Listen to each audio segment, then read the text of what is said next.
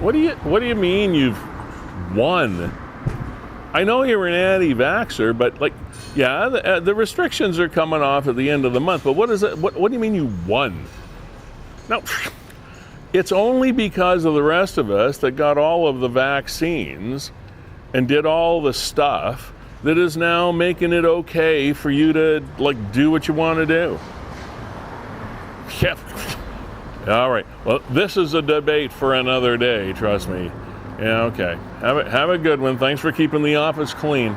All right. Cheers. Oh, hey. Oh, big debates. COVID. Everything comes to an end. There's no such thing as COVID as of the end of the month. Who knew? Welcome to Season 3, Episode 36 of Niagara 411 Live with Sterry. We are fueled, as always, appreciatively by Gales Gas Bars Limited. We are brought to you by our executive producer and producers, WeeStreem, Canada's premier streaming company. We are supported by Performance Heating and Air, as well as our good friends at Verge Insurance Group. And we are coming to you on a very different kind of day, as it's a Tuesday here at Fiddler's Poorhouse. Life being fluid as it is, every now and then we will bring our program to you on a different day, and hence today, all things being equal, we'll still be able to have an entertaining and hopefully informative program for you here on Niagara 411 Live with Sterry. A number of things have happened over the course of the week. We've got a couple of charity runs and things going on. We're going to check in on that. And also, there's some. Have you ever heard of the lizard people? The lizard people. Well, somehow it's now being connected with Queen Elizabeth. There are some things that people have called her online. I know it sounds really disrespectful, but there have been graffiti things go up, like the lizard lady? Ooh, I don't know. Anyway, we're going to get episode 36 of Niagara 411 Live with Sterry underway in just about 30 seconds. Come on in.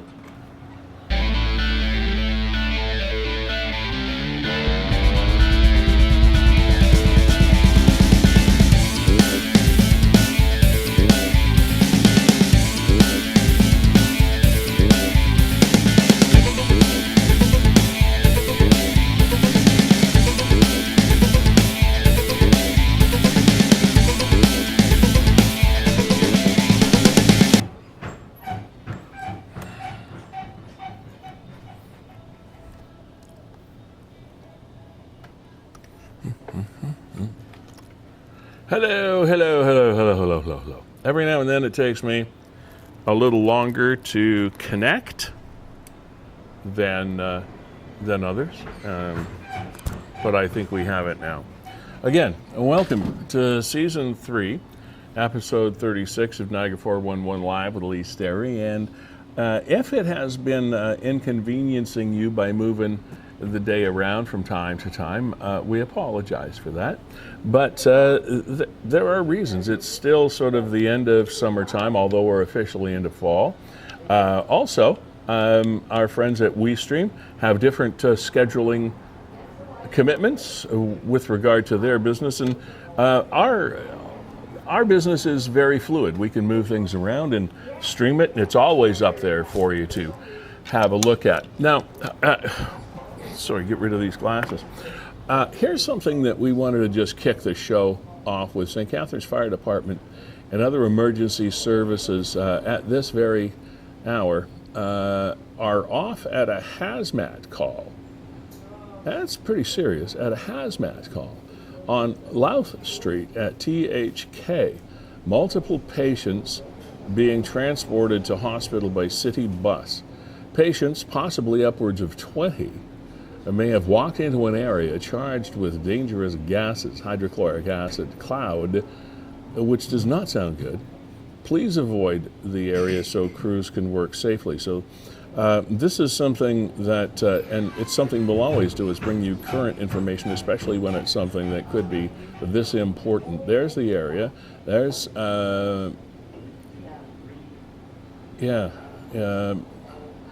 so again, that's what we know, and it's not much, but it seems like there has been some pretty interesting and important things going on there. So let me go through this again. Hang on a second, I want to catch up with some of the comments. Let's go through this again. St. Catharines Fire Department and other emergency services are off at a hazmat call, which means that you've got to have everything, like it's a chemical threat. Hazmat call on Louth Street at THK. Multiple patients being transported to hospital by city bus, possibly upwards of 20. May have walked into an area charged with dangerous gases, i.e. hydrochloric acid cloud. Please avoid the area so crews can work safely. All right, Kevin, I guess that's what we know. And I'm sure we'll have to keep tabs on that as the show goes on. Kyle says, this incident cost me 4 hours of overtime. I work there, by the way. It was caused by someone not paying attention. Jen Ross says, Kyle, I guess they need to redo their WHMS training. Sad situation, but nothing is shocking anymore, says D. Stevens. Colin says, D, that a workplace accident happened? No, not shocking. Accidents happen. Now, some of the more interesting comments, people talking about the ER possibly being overloaded right now. Yeah, I mean, the hospital is now getting slammed, apparently. Colin says... so I'll try and find some of that stuff. Yeah, okay. Oh, there you go. I mean, somebody asked, who do not know what is THK. It's an automotive parts manufacturer. And they're right over there by Ridley, just by the Tim Hortons. Yeah, just on St. Paul West. By the Ford pad, yeah, right there. Yeah, right, just past the bridge. The Burgoyne Bridge. Did I hear correctly? SCGH Ed at capacity, St. Catharines General Hospital Emergency Department at capacity, and now on redirect? Maybe, yes. Yeah, it's ridiculous. This is a mass casualty technically, so yes, if it is on redirect, it is not ridiculous. Megan, tell me you have no idea how emergency work runs without telling me. Your comment is ignorant. Okay. Karen, yes, only if it's not life or death. Yes, thank you. I heard that priority 1 call is still being received. Heard on the news that they'll be having about 23 in the emerge. What a scary situation. Our friends work there. I hope he is okay. Christina says, Carol, the spill is on plant 2. My husband works in E-Coat. He said the guys that went to the hospital are okay and it's only a precaution. Plant 2 is still closed. So this is something that's happening in the moment as we speak. Christina says, you're welcome. I hope all involved is safe, including the emergency. Yeah. David's at the hospital now. He's okay. St. Catharines ER is closed. Let me see if I can get confirmation on that. Now, they would until never be further closed. notice. That's just a notice from Emily, who posted a comment. We don't have really official notification that is true. Niagara 411 from Nick. Hey Nick, by the way, all patients are said to be transported to St. Catharines GH. All emergency services at Niagara Falls Hospital are standing down. Wow. Okay, now hopefully a lot of these are precautionary measures as a result of some incident, and people will be okay. But again, so this is what we know. Here we go, a little more insight now from Niagara Health to at least get some official word. Okay, from Niagara Health is currently responding to a hazardous incident. We anticipate receiving up to 23, there's that number again that seems to be pretty solid, up to 23 patients at the St. Catharines site as a result of an incident that occurred in the community. Health and safety is our top priority, and we will continue to work with emergency responders to ensure the best possible care for anyone affected. We're asking the community to please avoid the emergency department at the St. Catharines site and only visit if you have life-threatening or critical emergency. At this time, for other healthcare options, please visit Niagara Falls Site Emergency Department on Portage Road. Welland Site, that of course is the former Niagara Falls General Hospital, that's what that means. Or the Welland Site Emergency Department, 3rd Street, which is also the Welland, the former what they called Welland General Hospital. Fort Erie Urgent Care Center, same thing. Fort Erie General Hospital was the, so those regular, that they have to call different things now, God knows why, but I guess because it isn't a general hospital, but anyway, you know what I'm talking about. An update will be provided as details become available. And they will, Kevin, we'll keep track of that as the show goes on today. We don't really have any details per se of the incident itself. I'll tell you, it's scary for family members. Well, yeah. People that work there, you know. I mean, 23 families affected right now, 23 hard-working people over at THK just going to do their job, and now they're in the ER. We don't actually know. I have no perception right now, Leas, to understand whether their life is in peril or whether, take this pill, wash your eyes, you'll be good in 2 hours. Yeah, so there's been some breach of something or other. And we're not quite sure which. Just what I'm doing right now is attempting to share this video, and I can't seem to be able to. Yeah, I'm just looking to see if there's anybody posting about THK right now. People posting saying family members, or I'm hearing from this person. Probably the best resource for that in our community, of course, is Niagara 411. So we can I'll refresh here and see if there's any new comments, Lee, before we kind of move on. But it's something I'll keep my eyes on, kind of in the background. Yeah. So we'll see. I mean, here we are. There's our show right there. Okay, so there's a new post here. Okay. Where Nick has got to share the information, the official update there from NHS. Right. We'll see if there's any new comments. Yeah, just bear with us because we're doing this live and in the moment for you as well. Hence the name of this program, Niagara 411 Live. No information on there, Lee. With Lee Sterry, so that you can see things in the moment. Okay, there's the same guy, the same thread. So no real updates as well. Yeah. People just. But of course, my hearts go out to all the families that are affected right now, all the dads and uncles, and not suggesting there's not females that work there, but it's probably a male-dominated workforce.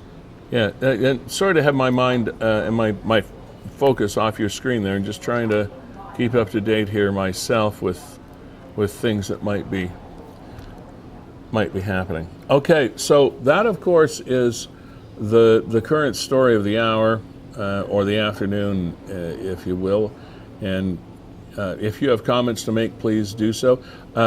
Which leads me to this comment. If you have something to say, if you're sitting there and you're watching this and you know something that is happening, if you have a family member or a friend or a friend of a friend or whatever that is involved and may have some light to shed or an experience to share on what's happening at THK today, please click on the link. Click on the link. Zoom link in the post, and we'll scoot you on the air with me right away, and you can bring us up to date. We'd really appreciate it because, of course, all we can do is work with the information that we have coming in third hand. If you have some first-hand information, if you are a first responder to this, if you are, just as I said, a friend of a friend or a family member that has questions that we might try to answer through another party, click on the link, pop on. All you need is a smartphone with a camera and a microphone, which we all have today, or a laptop or an iPad or anything of that nature. And we'd love to have a conversation with you so that you can keep us up to date and be our connection with what is happening right now as a result of whatever the incident was that took place at THK and is looks like overwhelming the emergency department at St. Catharines General Hospital. All right. So that's what we know so far. And we will interrupt what we're doing to talk to you. If you want to click in, we'll immediately interrupt what we're doing and go to you, because this is sort of the story of the moment. And it's important for people that want to know what's happening with their friends and loved ones and fellow citizens here in Niagara. Okay. So, Kevin, here we are on a Tuesday, which is really unusual for us. Your WeeStream company, you and Brandon Scram, have been absolutely, and this is a good thing, crammed with business this summer, and it's great that you have. So we have an opportunity to move this program around, and people can still come on and see any of our programs at any time because they are archived forever and ever and ever. So you don't miss anything. If you miss the show, we'll put, in case you missed it, pieces up over the course of the week and make sure that you get it. Kevin, what's been going on with you? Just busy, like you said. The reason we had to move the show this week, and it's something that we're quite proud of, is WeeStream, this small little boutique business born out of St. Catharines, does a lot of work for a lot of companies, including the Canadian military. Right. And we will be housed at CFB Kingston Thursday overnight, Friday overnight, where we will be streaming the Canadian Military Soccer Championships. And if people wonder, what are you talking about? Yes, when you're in the military, they still have a lot of national sports championships, and for us, it gives us the opportunity to meet and interact with people that are serving our country, from Petawawa to Fredericton, all the way out to Penticton. And it's great fun, and it's a feather in our cap that the Canadian military trusts us not only with their streaming, but with their content, and also to live and operate and work on base. So now, we're quite proud of that. Is that happening at RMC? It is, yeah. It's happening at I don't know if it's CFB Kingston or RMC. I think it's almost Royal Military College. Yeah. No, they're not all one. Oh, okay. Then I think it's happening more on the base. On CFB? Or it could be at RMC. There's two soccer fields. Okay, so I think one of them's on RMC and one of them's at CF. Okay, having lived there, having lived in Kingston for about 10 years, if you come across the causeway, you cross the St. Lawrence River in the Thousand Islands area. You cross the St. Lawrence River, and on the left-hand side of that road after you cross is it's RMC. It's a Royal Military College, plus it's the base. And that's probably where it's happening, because on the other side is Old Fort Henry. Yeah, I've been to Old Fort Henry a few times. That's a great place to visit. Yeah, so the base is on the other side. Yeah, honestly, there's two soccer college pitches, and I think one of them is on RMC land, and one of them is the base. On base. Yeah, I think so. But it's such a cool experience to be on base. It's a lot different than what I think people think that it is, and I always relish every opportunity. And this is our first opportunity to stream again for the Canadian military since COVID, so we're happy that they were confident in WeeStream. And I mean, think of it, a nice little company right here in St. Catharines that the Canadian military has picked out of the many companies across Canada to stream on base for them. We're proud of you. I mean, that is one of the premier military installations in our country. It is where the leaders of our military of the future are trained and put through their paces and recruited, and it's truly a fabulous place. And I've had the privilege, and it is a privilege, to be toured through many of those places by former colonels and commanders of CFB Kingston because of my role in media when I was there, and it's fascinating what they do there. It really is. So congratulations. That's awesome. Thank you. At least that's why we had to move the show.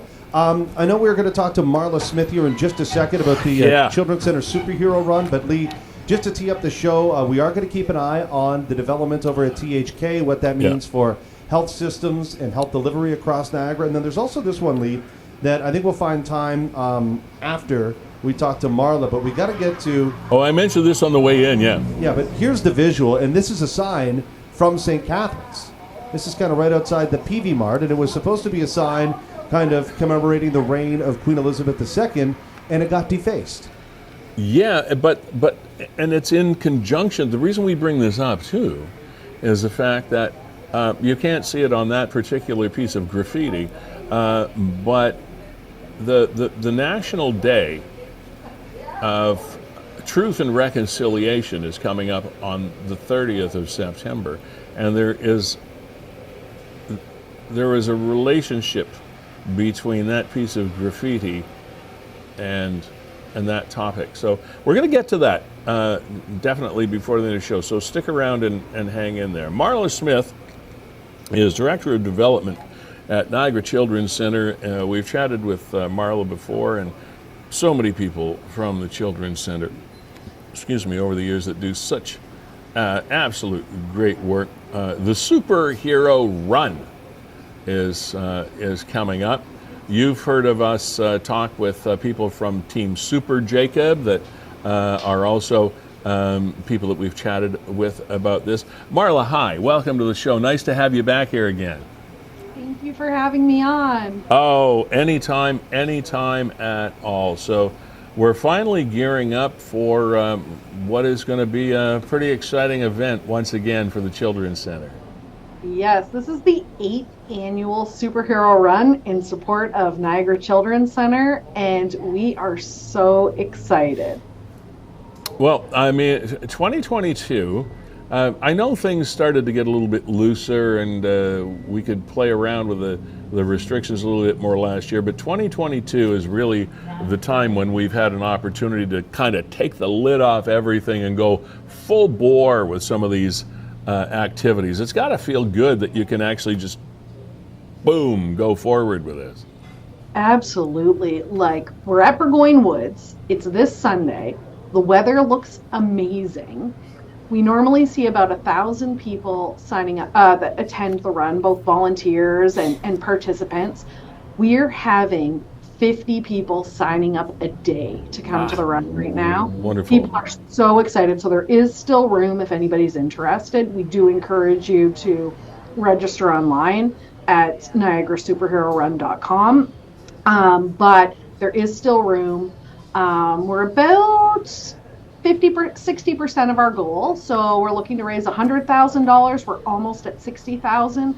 So the biggest thing we need right now is really people being inspired by what we do at the Children's Center and motivated to support.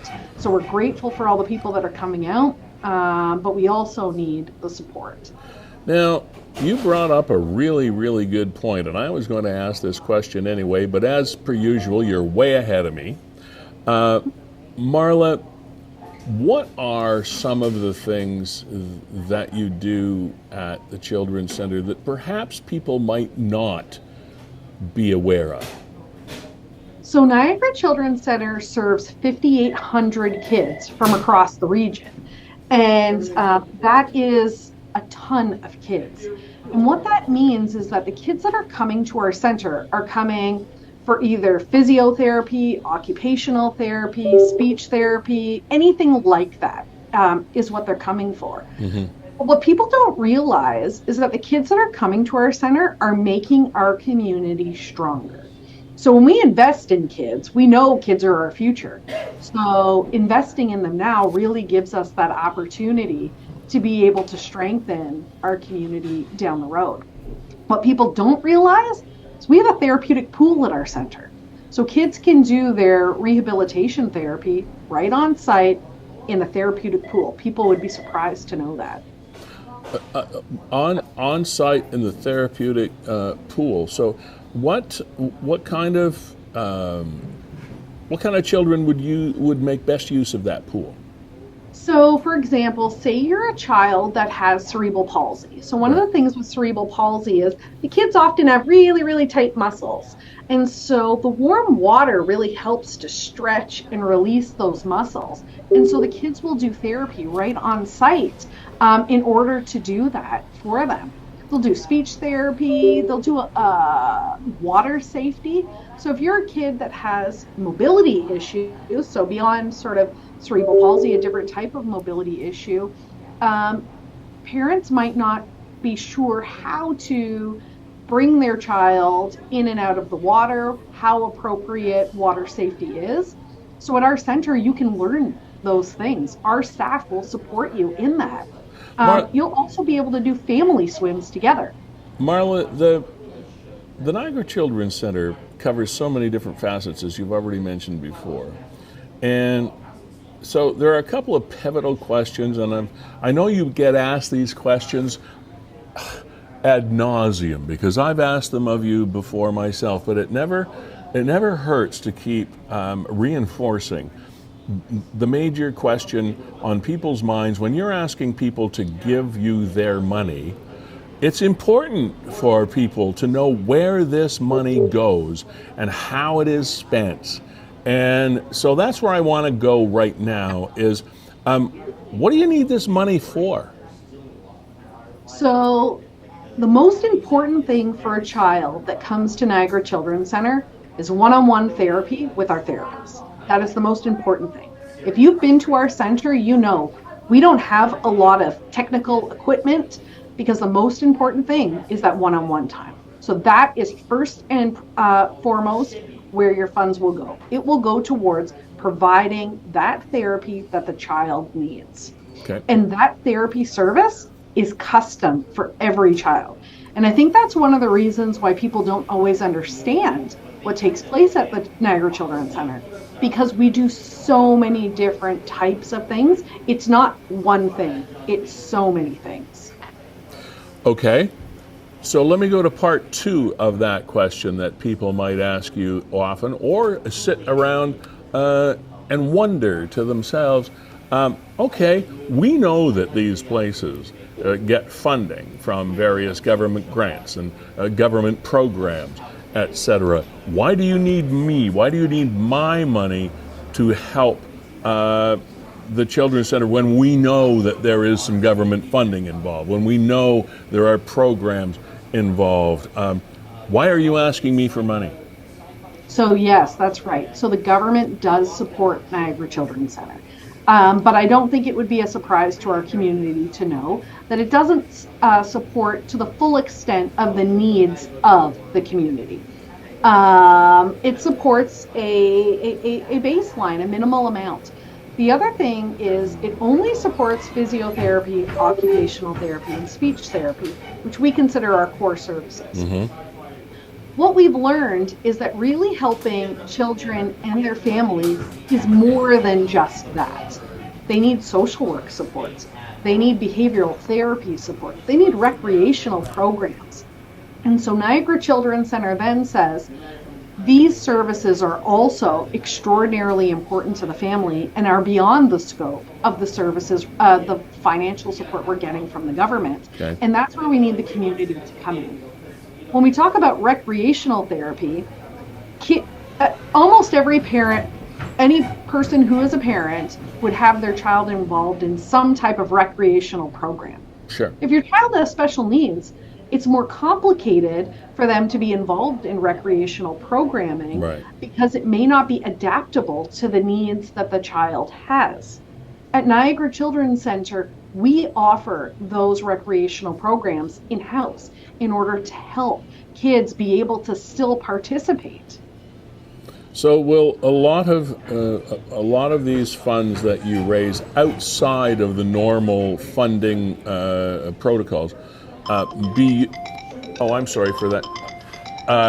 Will those protocols be that money be used to hire more therapists? Is it more terrible? Sorry about that. It's okay. I didn't know I even had an alarm set, but apparently I'm supposed to wake up now. Oh, but where I was going is it more therapists that you need? Is that where the because I know one therapist, one trained person or expert can only be spread so thin. Yep. So is that where the lion's share of this goes, like for people that are on waiting lists that are waiting for treatment and those kinds of things? So the most important thing I think for people to understand is that kids can't wait. They can't wait for the therapy. Great point. Because yeah, as children age, they become farther and farther behind. So we need to get to children quickly. So think of it like you guys were just talking about the pressures on the hospital system, especially today, that are taking place. Yeah. Letting the community know, listen, the demands are really, really big today. And Niagara Children's Center is similar in that regard. If I need to go to a doctor, I may not be able to see my doctor right away, but I could go to a walk-in clinic or whatnot within 1 to 2, 3 days of not feeling well. Children that are waiting for specialized care, like you would get at Niagara Children's Center, might be waiting a lot longer. So envision that you are a parent and you have to wait. You know that your child needs extra support. And the longer you're waiting, the farther your child is falling behind, and there's nothing you can do about that. That has to be one of the most frustrating things. Yes, it's so frustrating. As a parent, you sit there and you're going, the longer I'm waiting, I feel like how will my child catch up? So their support will help, so we can get to them faster. And so your goal with this, and I know you have other fundraising initiatives as well. I've known you and all the folks at Niagara Children's Center for many years now, and you're all wonderful, wonderfully dedicated and talented people. Your goal with this particular campaign, the superhero run, is what? $100,000. All right, $100,000.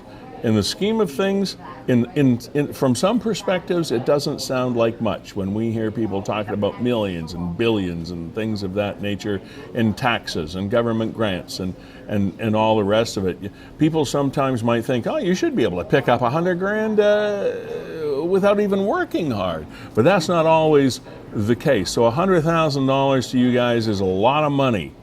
And so that $100,000 will be go to support the hiring of new therapists. And how many more children would $100,000 help than we're doing right now?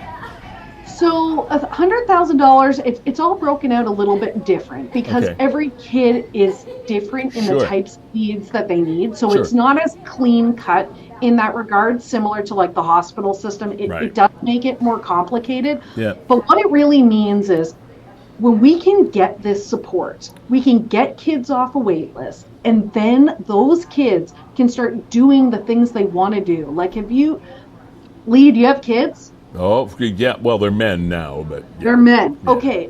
But you've seen them light up in their face when they've done something they're proud of. When they've been able to achieve a goal, when they've been able to do that. That's what these parents want. They want to see their child excel and do things inside of them that they want. And this is what we help facilitate. Okay, so the run is coming up. Give us the nuts and bolts of how we can still help, how we can still participate, and put you over the top here, Marla. Perfect. Okay, so the run is Sunday, October 2nd, Burgoyne Woods at 10 o'clock in the morning. We are really lucky that our friends at Transit have partnered with us, and they're going to shuttle people from Brock University into the park so we can have as many people as we need in there, and parking will be a non-issue. Okay. We're looking to raise $100,000, and right now we're at about $60,000. So we need $40,000 more dollars before Sunday. Okay. So we got about 4 or 5 days to make that happen. And we go online, we do what are all the different ways we can help?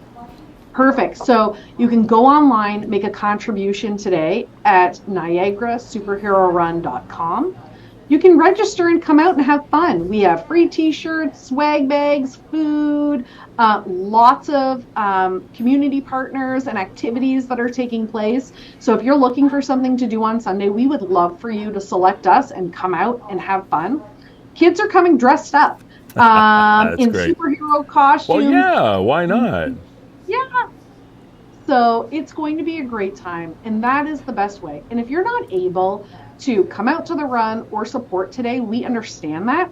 But if you can tell people about the run, that's a compliment to us, and we would appreciate that too. And let me take the path of least resistance here. If somebody has been watching this program and been re-inspired, if you will, to support the organization, and they just want to write a check, Can they do that online too?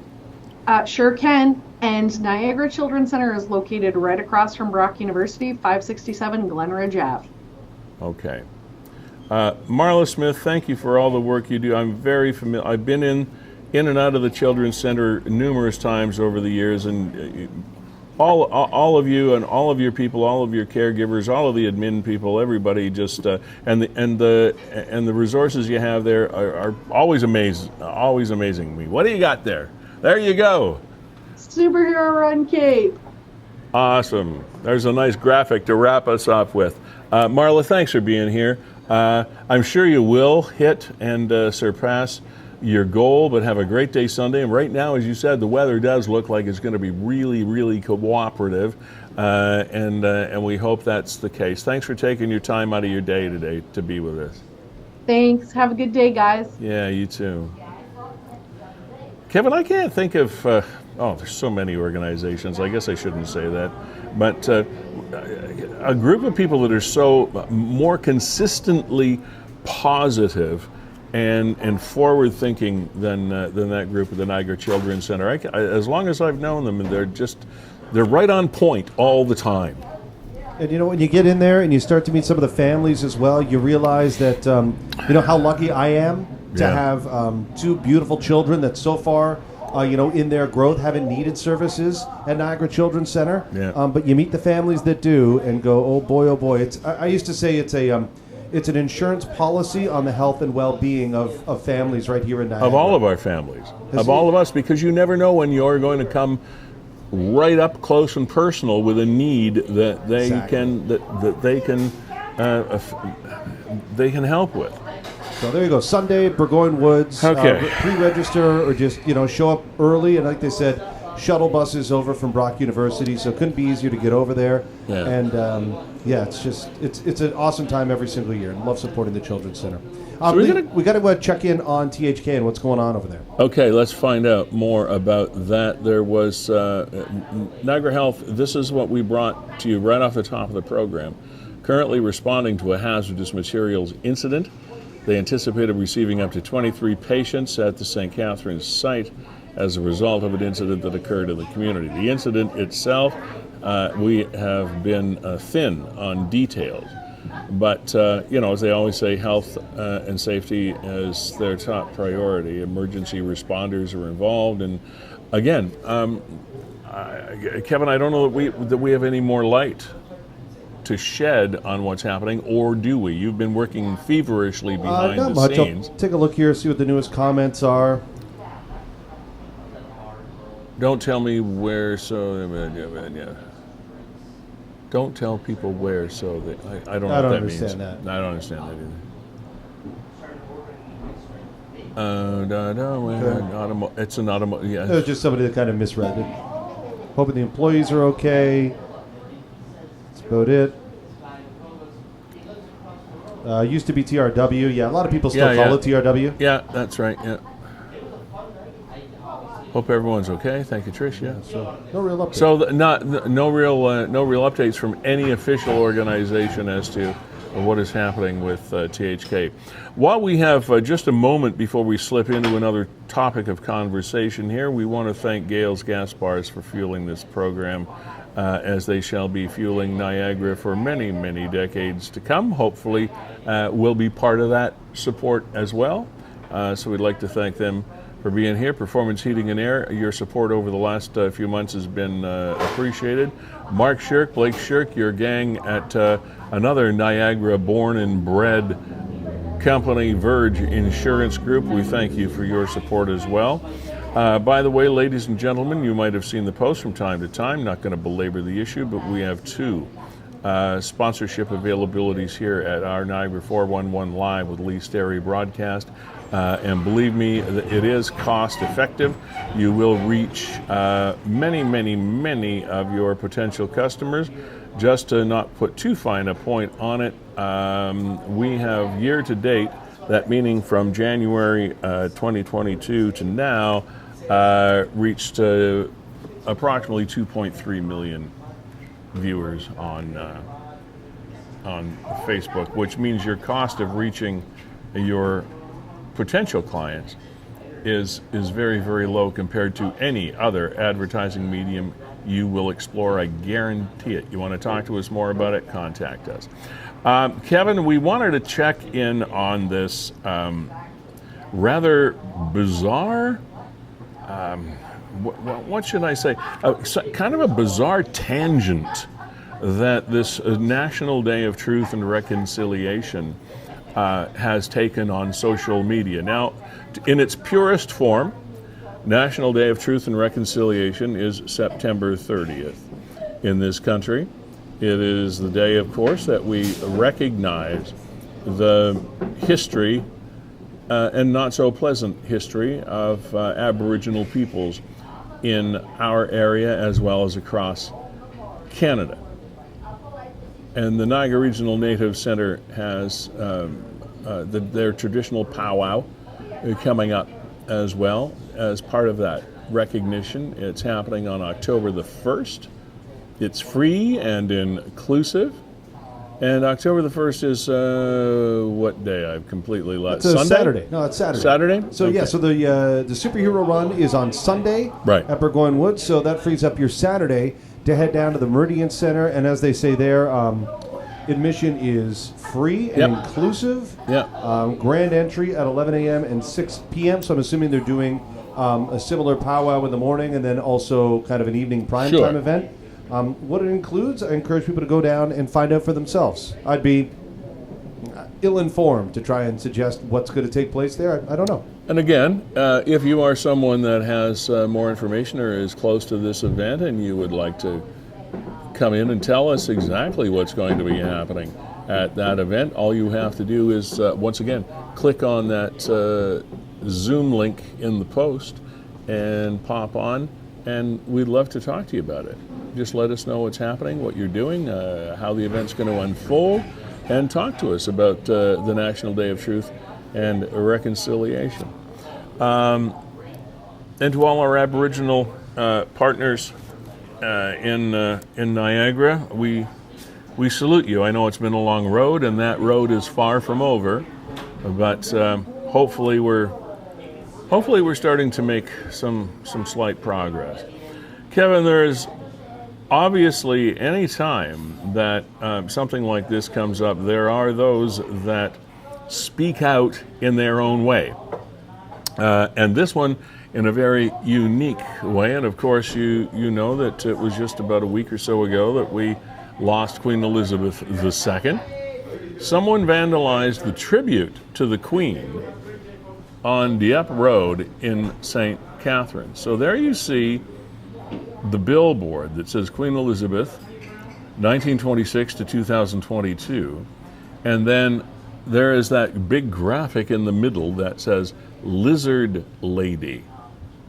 Okay, now one would say, me included, what does that mean?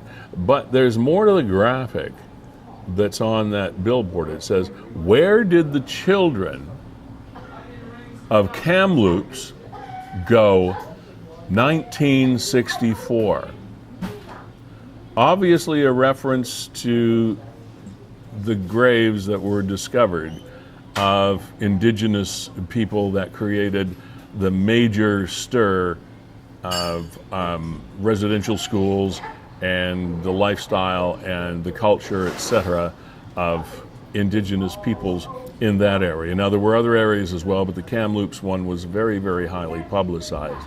So I sacrificed, and this again on the Queen's portrait, I sacrificed your children. I am evil. There are those in our society that believe that is actually the fact. The royal family, the monarchy of the United Kingdom and its Commonwealth were the heads of state of Canada at that time, along with the church,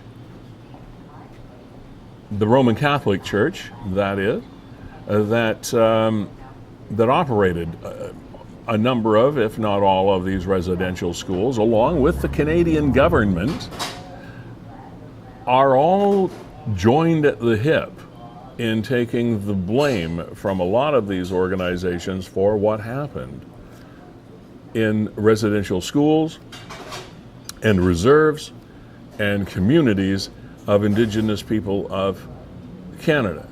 And this is a message that does not leave the Queen unscathed.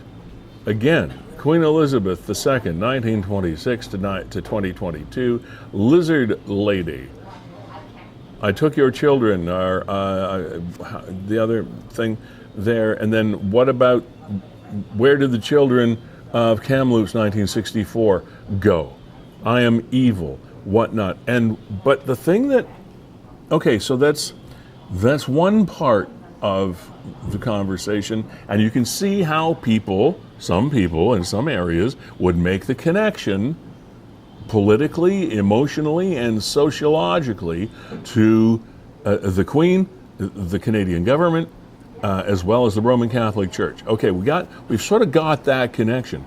But where does lizard come in? This is the thing that kind of got us scratching our heads today. And we had a couple of behind-the-scenes conversations, and Kevin has been working a little bit behind the scenes to try to figure out what the heck this whole lizard people thing is all about. Yeah. Can you shed some light on this, Kevin, for us so far? I'll throw it up, and the best I've been able to find out is that there's people, and here you go, 12 million Americans believe alien lizards rule us. And I've heard this before, that there are people in our world who believe that the elite, the aristocracy, are lizard people, that they are aliens, and they have been controlling basically all of Earth as though they are puppet masters, and we are their marionettes. And they've been doing this for hundreds, if not thousands of years, and that's all what we are. It's almost like Matrix-level conspiracy theory stuff. You have to remove yourself from the Earth and take a broader look. So this is conspiracy theory to the power of 100. Like this is way out there, but it's a lot of people. Psychologists are trying to determine why otherwise rational individuals can make a leap from prudent paranoia to illogical conspiracy theories. Yeah, so read this next paragraph, Lee, because it brings it full circle, and it's bizarre. According to a public policy polling survey, around 12 million people in the United States believe that interstellar lizards in people's suits I'm sorry. In people's suits. Well, I mean, hey, if not, then why this, right? Why did somebody in St. Catharines write Lizard Lady as their chosen graffiti over Queen Elizabeth II? Okay, put that thing back up. All right. In people suits rule our country. We imported that particular belief from across the pond, where professional conspiracy theorist David Icke has long maintained that the Queen of England is a blood-drinking, shape-shifting alien. Okay, conspiracy theories in general are not necessarily bad. It should be not necessarily bad grammar there, according to psychologists who study them. If we were all completely trusting, it would not be good for survival, explains Rob Brotherton, an academic psychologist and author of Suspicious Minds: Why We Believe Conspiracy Theories. Sometimes people really don't have our best interests in mind. So, Lee, all we can surmise from this is that there are people amongst us, forget 12 million Americans, there's at least one person in St. Catharines with a can of spray paint who's made this connection, who believes that the Queen was, what do they use? A shape-shifting... blood-drinking... Yes, blood-drinking, shape-shifting lizard in a people suit. Right.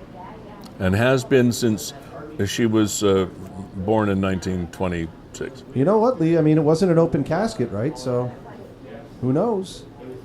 Who knows what was under there? That's the thing with theories you can't disprove, right? I sit here and, like, as George Costanza would say on Seinfeld, I am without speech. I am without speech. If somebody came to you and was so convinced that the Queen is a lizard lady, how could you prove them wrong? how could I say no? You're absolutely wrong. I don't know. I don't know how Let's to say people saying that aliens exist. How can I tell you that you're wrong? I could no longer prove them right either. I can't say they're right, and I can't say they're wrong. But somebody has made the connection between we've got the National Day of Truth and Reconciliation, and they have taken that along with the terrible, terrible demise of those people in Kamloops that were discovered over the last couple of years, and that was from 1964, and then saying, I took your children, I am responsible, and and then with a label lizard lady. Somebody's really made this connection here, and what we thought at first that it was just some sort of crackpot thing, but then as you see that we've done a little bit of, well, Kevin has dug a little deeper in the fact that this is a thing. It's a thing out there. And the more times I find out about the things that are out there, I feel like I'm William Shatner, like the unexplained.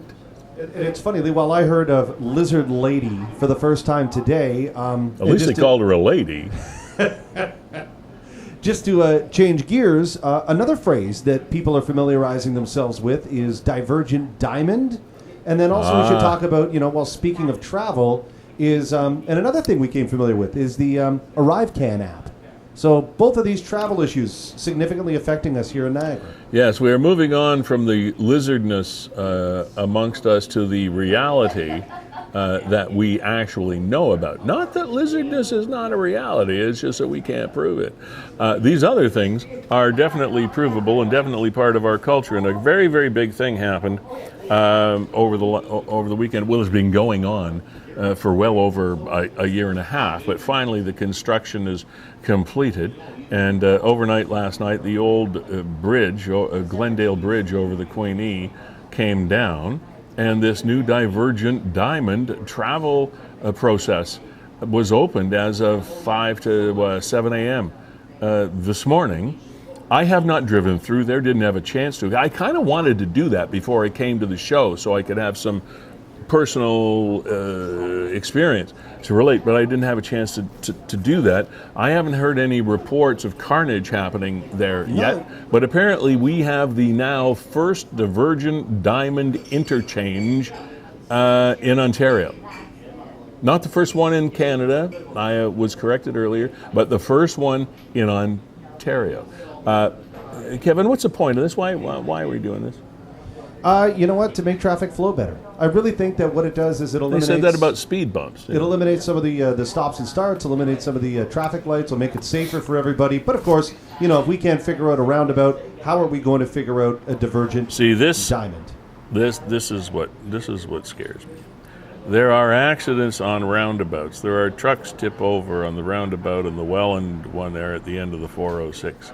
And now we've got this thing that's at part of it, as I understand it, feels like you're driving in England because you're driving on the wrong side of the highway, and then hence divergence. They diverge in one spot and then bring you back in another one, and it's all supposed to be very user friendly, but I don't know. No, I want to take a look. There's a great video that explains it, Lee, so we'll get to that. Well, you say it's a great video. I can never make these things out. It's a bland, boring video. We'll talk over it. All right, go ahead. All right, let's get to it. Go ahead. There we go. Welcome to Ontario's first Diverging Diamond Interchange, or DDI, located at the QEW and Glendale Avenue Interchange. DGI. In this video, we will walk through the operation of this type of interchange. A diverging diamond interchange has a number of benefits, including increasing safety through a reduction in the number of conflict points, reducing the possibility of collisions, maintaining efficient traffic flows, and has a compact footprint, using space more efficiently while still facilitating large volumes of traffic.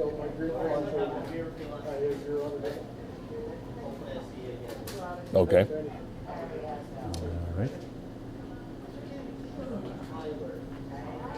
Okay. There's your diamond. These highlighted paths show how traffic traveling on the QEW is able to access north and southbound Glendale Avenue via the off-ramps. These highlighted paths show how Glendale Avenue traffic is able to access the east and westbound QEW via the on-ramps.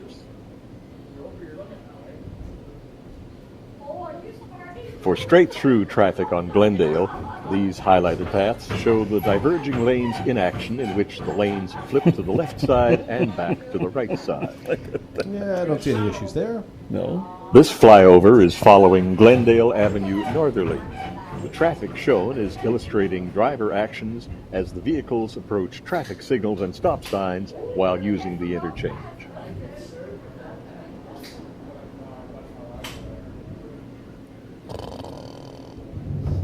Oh, was that me snoring? Sorry. This flyover is heading southbound, showcasing similar vehicle and pedestrian movements. The northbound vehicles have come to the traffic signal and are waiting to flip back to the right side.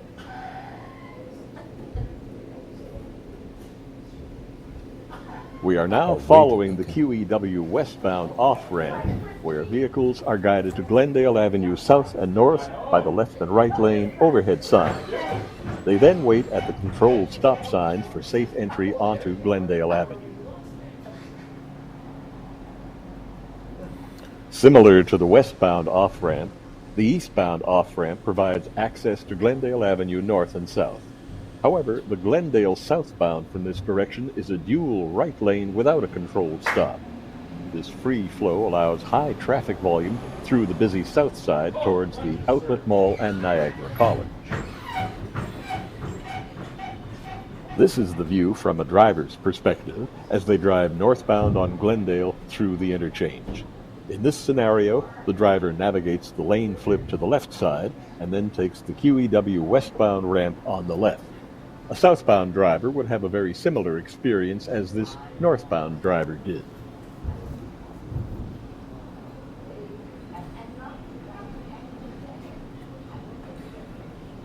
All right.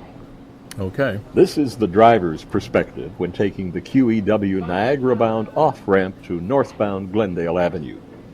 The overhead signs tell the driver which lane of the off-ramp will take them north or south. In this case, our driver is heading north, so they stay to the left. The driver waits at the stop sign for safe entry onto Glendale Avenue. Not much different. Having a stop sign instead of a traffic signal allows the driver to merge onto Glendale Avenue in a shorter period of time. Assuming there's a traffic light somewhere, right? Like when they cross. I don't know. Like Well, when it the said, diamonds it said actually. controlled stop signs. Yeah, here we go. Here's some lights. Yeah, those are the stop signs merging off of the highway Yeah. onto Glendale. But Yeah. here we go. That's what I was looking for. So they flash on and off is when you can go.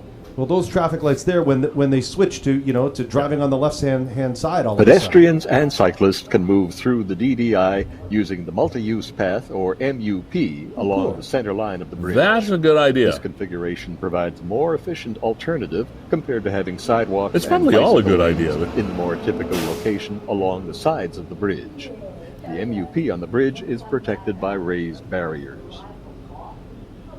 Tactile plates are present on either side of the crosswalk to alert people with low or no vision of the potential hazard, such as moving vehicular traffic. Audible push buttons are provided to allow pedestrians and cyclists to signal their intention to cross. Once pressed, a walk signal will be made available during the next cycle of the signals. Shared pathway signs and directional markings are designed to guide the public through the MUP. So you walk on the right-hand side, but you drive on the left-hand side. Well, I'm lost now. Yeah, kind of. All right, so I'm sure we'll be able to figure it out.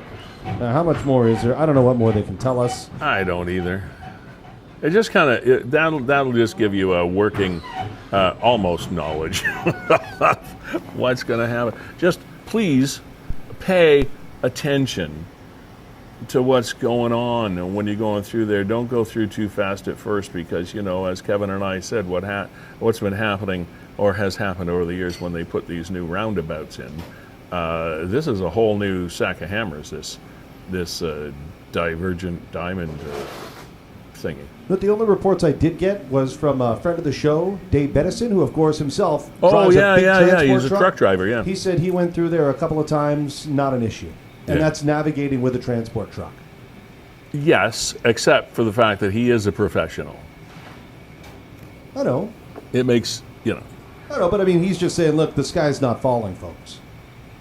Right. No, I think I don't think that they would do this if it was something really that was a bad idea. I mean, they spent millions and millions of dollars doing it. It's up to us to make sure that we know how we're going to navigate this thing. So that's one of the interesting things. Anyway, it's here. It is now here. Did you hear about the dart? We did a dart. We threw a dart. Yeah, like a space dart or A something? What is space this thing? dart. We threw a dart. Well, we didn't. NASA did. At an asteroid, millions of miles away, just as a test to see if they could actually replicate what might be necessary if there was a killer asteroid on the way to planet Earth. Would we really actually be able to do what they say we could do in the movies? Okay, well, we have to divert it. We got to hit it with something and move it off its course, and we've got it like whatever. And so I guess even though there is no asteroid in our future that is being tracked by NASA that would indicate that we are in danger or will be in danger in the next million years or whatever, I guess they figured, well, hey, why not? Why take something for granted? Let's give something a try. So they did that. They called it the DART, and they sent a spaceship, a rocket, up to this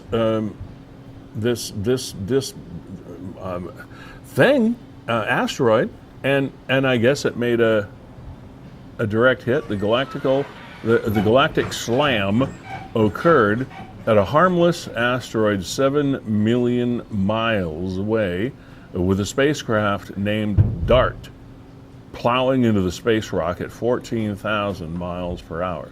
Scientists expected the impact to carve out a crater, hurl streams of rocks and dirt into space, and most importantly, here's the big deal, most importantly, alter the asteroid's orbit, which is the key thing for something. If it's going to come at us as a direct hit, they got to send something up and right?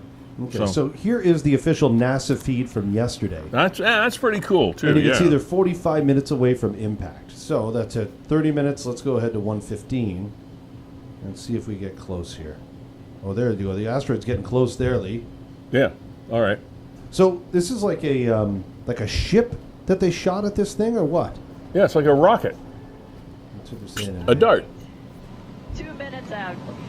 Does not look like one single rock to me. Oh, boy, we're getting close. 14,000 miles per hour, Lori. 14,000 miles per hour. And remember, 45 minutes ago, 55 minutes ago, we couldn't even resolve this object in space. And now you can see us zeroing in right on target. And we're now dropping the clock, and we'll go by loss of signal to confirm impact. Right. Yes. Loss of signal. Imagine we'll get that loss of signal, and then we'll when hear it blows from up, Lena Adams it hits. again, Yeah. letting us know that I feel like we've we'll been know. I feel successful. like that'll be a crystal These people are clear such professional signal. presenters. Right? I think I so. had no idea this was I happening. think we're starting to see more. So is this a missile or a ship or more resolution. In a fact, look at rocket. that. It's a Didn't thing. most It's of a- them have gone out of the view. Okay. We're now just seeing Dimorphos. Well, it says they talked about it in the article as a NASA spacecraft. Well, I guess that's what it is, right? that's what it is. You shoot a rocket into space. It's a Looks like spacecraft. control system settling Not gonna down. argue with Angular that. rates look really good. I think we're going to get the investigation team some good pictures.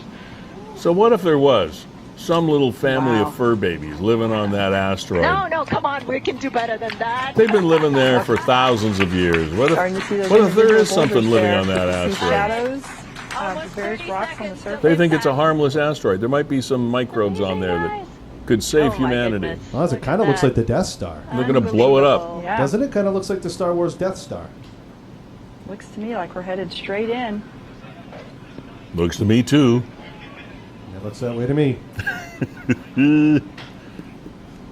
See, we talk about mining asteroids wow. in the future. Yeah. Uh-oh, here we go. Oh my goodness. Yeah. When the screen goes black, it's a hit. Wow. 4, 3, 2, 1. Oh my gosh. Oh, wow. Oh, look. Awaiting visual confirmation. All right. Impact. Let's see. We got it? Waiting. A cool, harmless rock out there, and they're shooting it down. All right. It is pretty fascinating, though. All kidding aside, that is pretty fascinating. And they completely lost contact, of course, because the damn thing was destroyed. And that's the interesting part about this is we will not hear for a while because it takes time to communicate. We'll not find out for a while how it actually did, or if it did, alter the path or the orbit of that asteroid. Interesting. Just looking for an update here on the situation over at THK. Yeah, THK. Have we got anything new? Nothing real new to share, Lee. I mean, just in comments, people again wondering, obviously tagging some people here. So these are probably people that work there and just trying to figure out what's going on. I can navigate over to the NHS page if we want that. Let's see, Niagara Health. There we go. Probably nothing new. No, this is still the same post from an hour ago.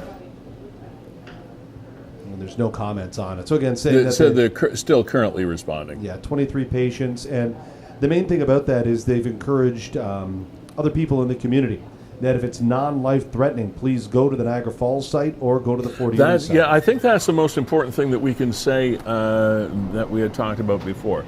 If you are in a situation where you need urgent care or you need immediate assistance, do not go to St. Catharines.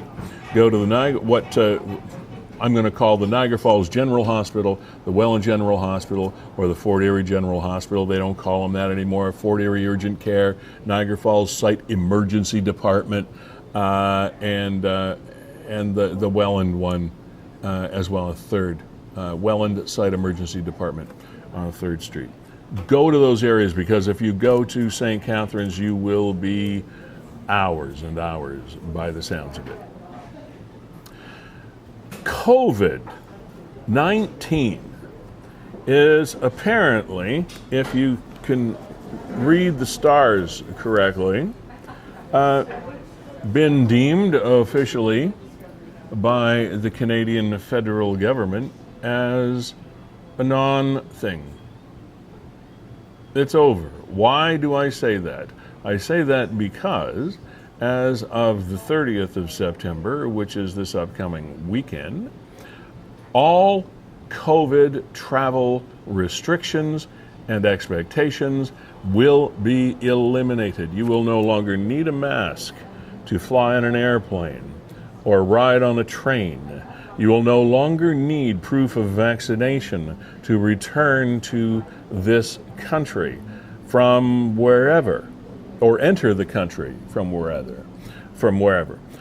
You will no longer need to fill in the ArriveCAN app. Here's the official Canadian Border Services Agency post. Starting October the 1st, travelers will no longer have to submit their health information in ArriveCAN, but the app will stay on as an optional tool for those who want to save time at the airport by using advanced CBSA declaration. That's not a bad idea either, by the way.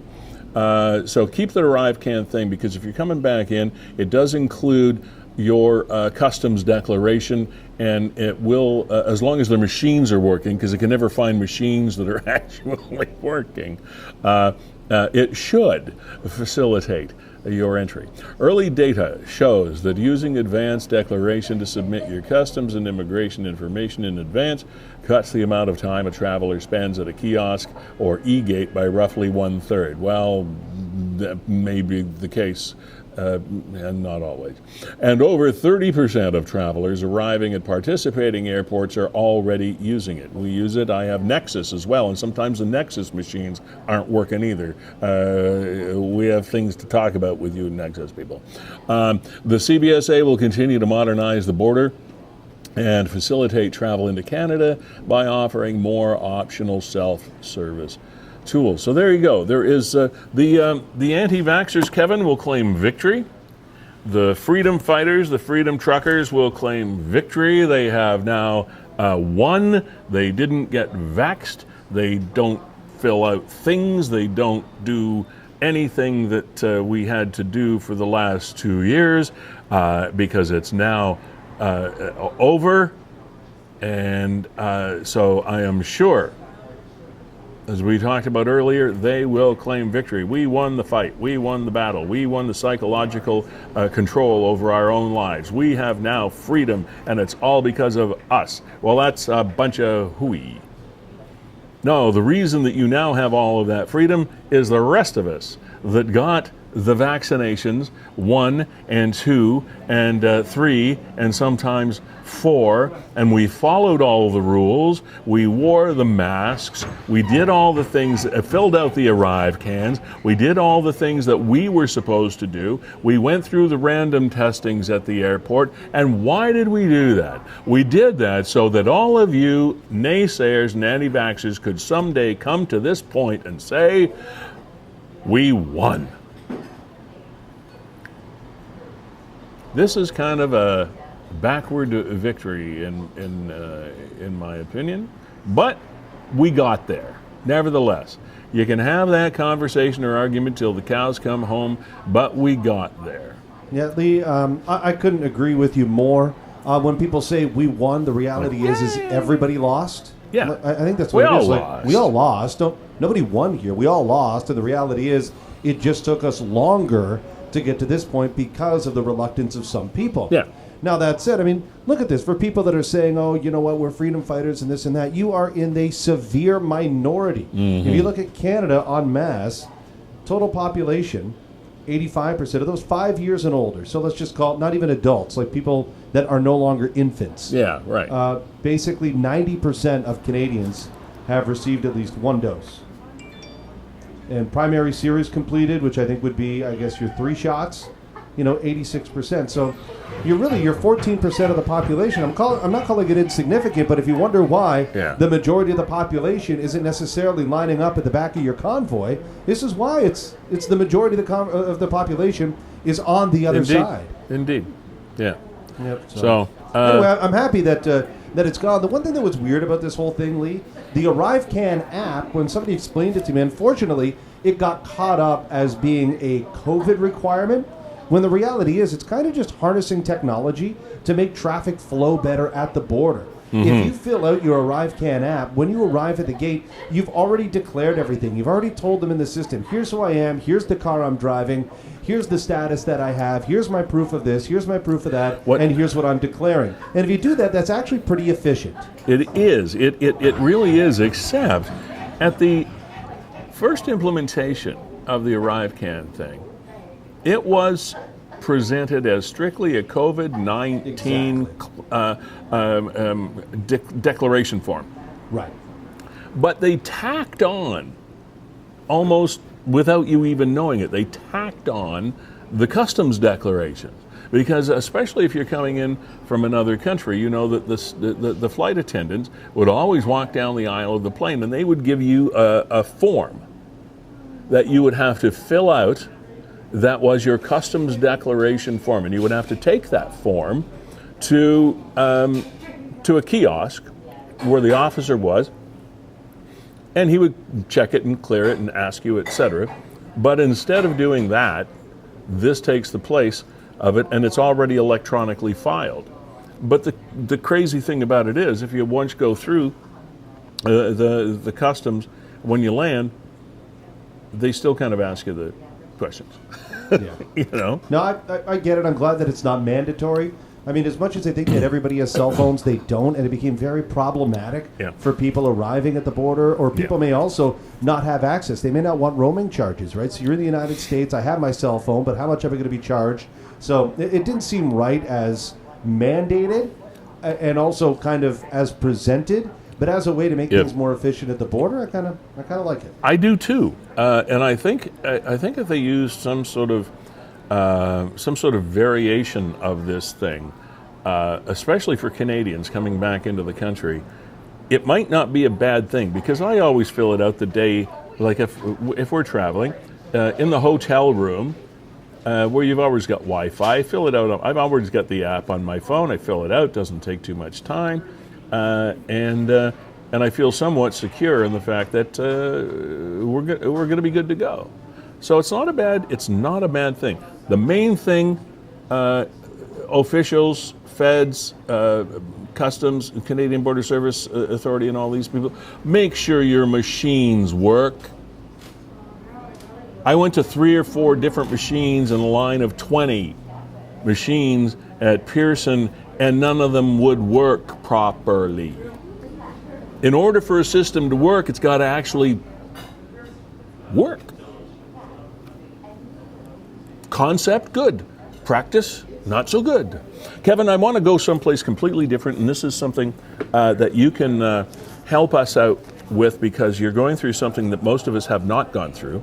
And before we go there, I want to thank once again Gales Gas Bars Limited for being our primary sponsor, fueling this program as you've done so well, as you've done to Niagara over the years.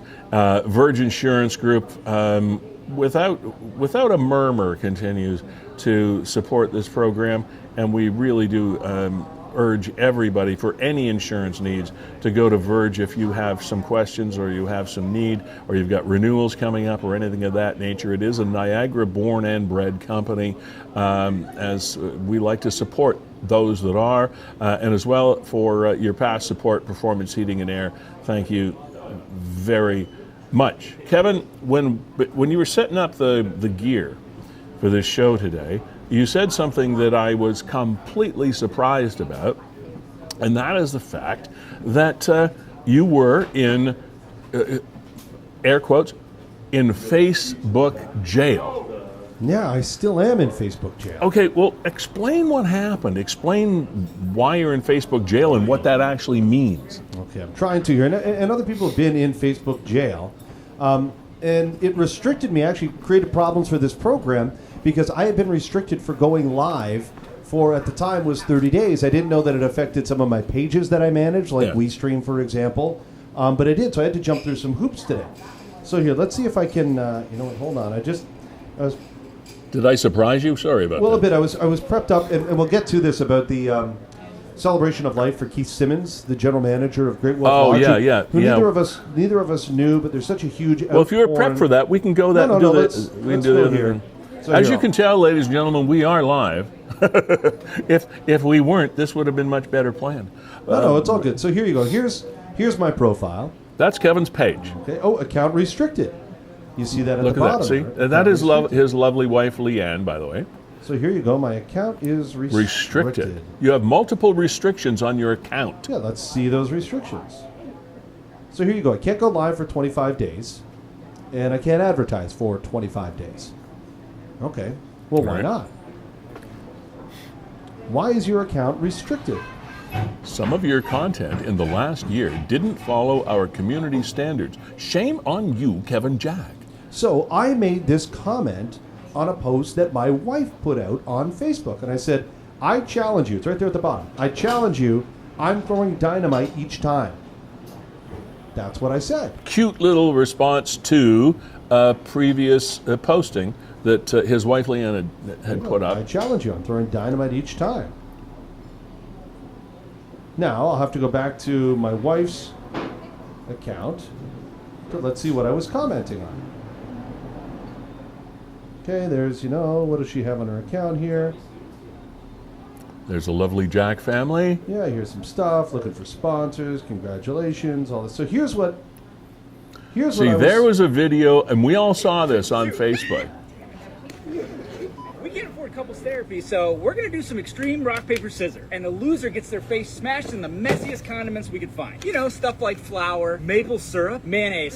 So it's And we the can't ultimate forget rock, the nacho paper, cheese. scissors Okay, first step first thing is you might want to protect your being pillow. punked by this couple. Good. Just, Go with some flour. just for We'll fun. start off dry, right? Build a little bit of a foundation. Woo! Paper, scissors. Paper, And it's scissors, kind of rock. funny. Want me to say it? Paper, scissors, rock. No. Who says paper, scissors, rock? Oh, it's rock. Sorry. Rock, paper, scissors. shoot. Of course. Well, I wasn't. Lance, what the hell, John Cena? Chill out. Why'd you So- do it so fast? Are you sure you didn't beat me? Yeah. so this the hell goes just on. happened? And they get into ketchup and mustard and, like he said, all the condiments you could possibly Right, so find. there you go. My wife posted it, and I commented on there, and you won't see the comment is gone because, Yeah, of course, they Facebook won't let deleted it. Yeah. And what was my comment? I'm throwing dynamite every time, something like that. Here we go. Here's what I said to that. I challenge you. I'm throwing dynamite each time. Yeah, okay. Now you're familiar with the rock paper scissors, and then the fourth option, the dynamite. The dynamite is that, No, actually, I'm not. and of course it's just a joke because the dynamite wins every time. Okay. So that's the joke. It's okay. There's rock paper scissors. See, I and didn't know dynamite. that. You know, and rock beats scissors, scissor beats paper, paper beats rock. Well, what beats dynamite? Nothing beats dynamite. I've never Okay. heard of the dynamite. Rock paper scissors, dynamite. So you're too. See, that's the problem. You're too hip. Even Facebook is not as hip as you. Right. So of course, if you throw dynamite every time, you're going to win every time, and it's just a joke. Yeah. But for that, my You account got was kicked out. restricted. Your account was restricted. For 30 days, I cannot live stream and I cannot advertise, and there does not appear to be a way for me to challenge it. Oh God. Just there you go. It's kind of And here's a man, that makes his living streaming on the internet. and it's funny. Here they go. First restriction. We understand that mistakes happen, so we didn't restrict your account. By the way, you've received 2 restrictions.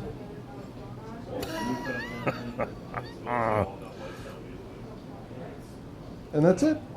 So this is kind of how censorship wheedles its way into social media. But they probably have these algorithms, probably, of course. They have these algorithms, Kevin, that their computers, their sensors are searching automatically. I mean, there's no guy sitting there looking at everything. No. They have algorithms that automatically pick up certain phrases and or words. And the minute that flag goes up, the restrictions come in automatically. Dynamite, I guess is don't go. Don't be Johnny Walker. threatening to blow anything up. I wasn't throwing dynamite each time in a fun game of Ricker Well, my paper, rock, friend. scissors. Well, my friend, you were indeed threatening to blow up your wife. I know. Lee, I do want to get to. I'm sorry, but Leanne, you are now saved. Leanne Jack has now been saved by the gatekeepers at Facebook, and for that you should thank social media and Mark Zuckerberg No, and you know for what, driving your family out of business. There's a hilarious scene in Seinfeld. Remember when the episodes that Mickey was on? The little person, Mickey was on, and him Yeah. and Kramer were on a TV set. So they were on a TV set, and during the episode, they start playing paper, rock, scissors, and that's where they introduce dynamite. And they both say, well, what beats dynamite? Nothing beats dynamite. So they go, paper, rock, or scissors, shoot, dynamite, dynamite. Rock, paper, scissors, shoot, dynamite, dynamite. And then the scene gets interrupted and they move on. And no reference is ever made again. And I always found that to be brilliant because, of course, they're going down an endless road with no end in sight. And the 2 buffoons are sitting there. Rock, paper, scissors, dynamite, dynamite. Rock, paper, scissors, dynamite, dynamite. Okay. And then it ends. So anyway, Careful, we're streaming this. You're going to get us blocked yeah, again. you're right. If I keep talking about it. Stop saying dynamite. A couple, Some people never learn. They just never learn from their mistakes. What now? What? What do you want? Well, no, I want to talk about something serious before we wrap up the show because it's been strange, and I think everybody that follows 411 has noticed it. The last couple of weeks, there have been a lot of pedestrians hit, a lot of cyclists hit. Terrible. I want to say a lot more than normal, and unfortunately, it led to the death of Keith Simmons, The who was story of somebody Keith. I never knew. I never knew Keith. I never met Keith, but by judging by the outpouring of support, just seems that he was an incredible guy in the community, the general manager. Well, a of Great wonderful Wolf citizen, Lodge. general manager of a Great Wolf Lodge, and what a tragic accident and death. Keith was riding with a group of people it was a fundraiser in and of itself, wasn't it, Kevin, that they were involved with, and he was riding not far from his business of the Great Wolf Lodge on the Niagara Parkway. And traffic was moving slowly. Everybody was doing what they were supposed to do, and for some unknown to this point reason, Keith took a tumble off his bicycle and fell into traffic and was hit by a truck and subsequently died as a result of that. Just a terrible, terrible tragedy. Upon arrival, officers determined an adult male was cycling north on the Niagara Parkway, approximately 200 meters north of Victoria Avenue. When a collision with a motor vehicle occurred, the motor vehicle was also traveling north on the parkway. As a result of the collision, the cyclist was pronounced deceased at the scene. The identity of the deceased is not being released, but it was since released, of course, and it was Keith Simmons, the general manager of the Great Wolf Lodge, not very far from where he actually died as a result of falling into traffic off his bicycle. And Nellie, I'm not sure that you can read it, but there is a celebration of life scheduled for Sunday at 11:30 a.m. at the Niagara Falls Convention Center, and you see the details are there with a great picture of Keith. And I know, I've just seen so many people talk about the family, his wife, what a great guy Keith was. I believe two very sons. well thought of, great citizen, great business person and contributor to the community, and so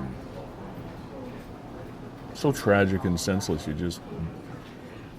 Some people would say, well, when the time is up, it's up. But how do you wrap your head around that? Because he was obviously, by the looks of it, a pretty accomplished cyclist, but just and Lee, things happen. Accidents actually, and there was nobody charged from what we know. There was all the vehicles were obeying the speeds and watching out for the cyclists and everything. As far as we know, that there was no one actually to blame. It was an accident.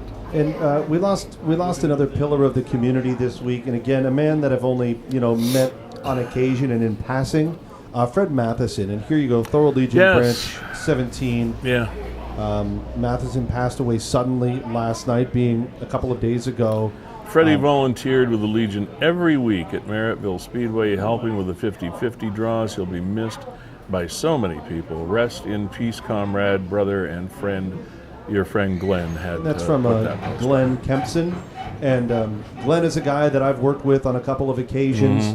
Salt of the Earth guy. I actually saw Glenn at Merrittville Speedway, probably the last race that Fred was there at the 50-50 table. And I didn't know Fred, but I saw Glenn there. I saw Jim Hanley there from Thorold, and I recognized Fred's face. Having, like I said, kind of met him on occasion over the years, but again, we lost a couple of good ones this week in Keith Simmons and Fred Matheson, and to you and your extended families, our condolences. Indeed. And that'll just about do it for Season 3, Episode 36 of Niagara 411 Live with Lee Sterry. Well, I got to go set up the camera. So great to be with you, and I have some kudos and thank yous to throw out there. Again, I want to thank Gales Gas Bars for being here and fueling this program, as they have done almost since its inception. Also, for the past support of Performance Heating and Air and the current support of Verge Insurance Group. You may have noticed that we put up on our feed on Niagara 411, as well as I put it up on my Facebook page as well. We have the rare opportunity of 2 sponsorship openings available on the program, and what you see basically and hear is what you get. You see your logo up on the screen every time we do this program, every time we do a repeat segment of the program, and in case you missed it, a post, your logo is always there. It's always accessible 24/7 through YouTube. We actually do the feed over Twitter as well. So it's everywhere that you can find your social media streams, including the fact that we have, this is also done in an audio version on our podcast. So you can go to wherever you find your podcasts and search for Niagara 411 Live, and the audio version of the podcast will be there as well. So if you have an interest in sponsoring the program, believe me, it is certainly cost effective, and the value is probably better than any other media advertising you're going to find here in Niagara or online for that matter.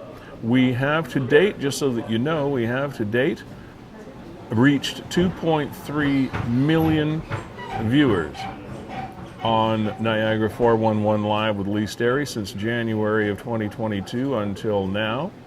And so that's 2.3 million viewers in just less than 9 months now. We're heading into month 10 over the course of the weekend.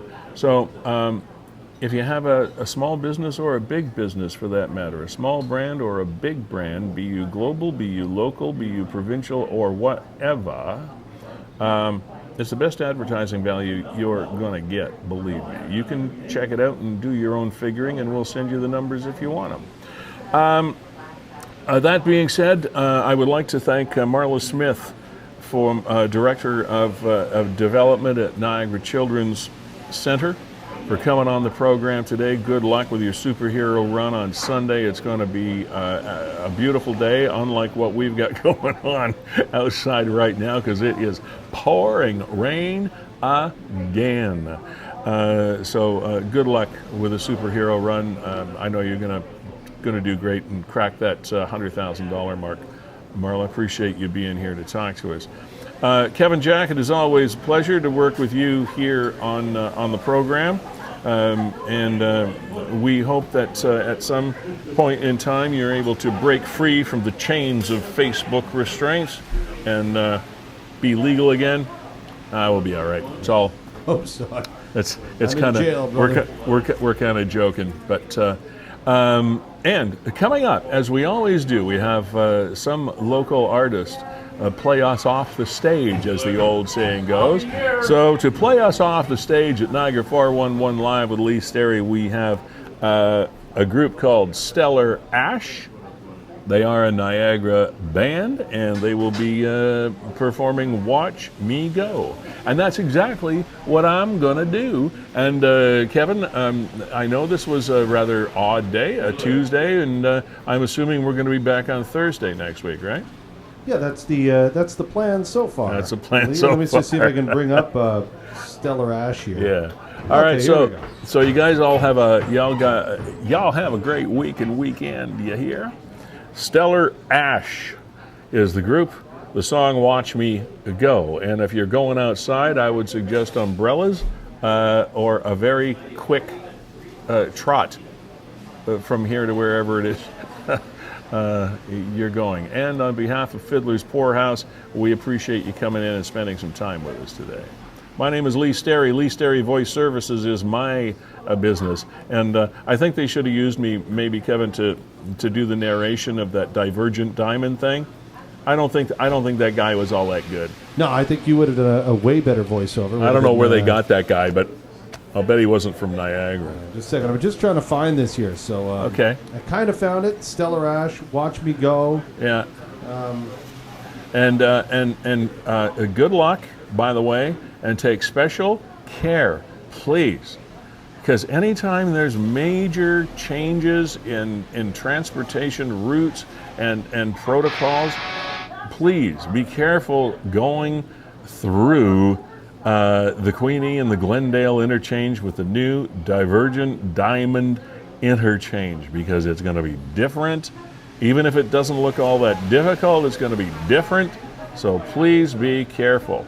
We're ready to go. And again, been great as always spending time with you. Nick at Niagara 411 and all you contributors, appreciate it again. Stellar Ash, Watch Me Go. Listen to them play Watch Me Go.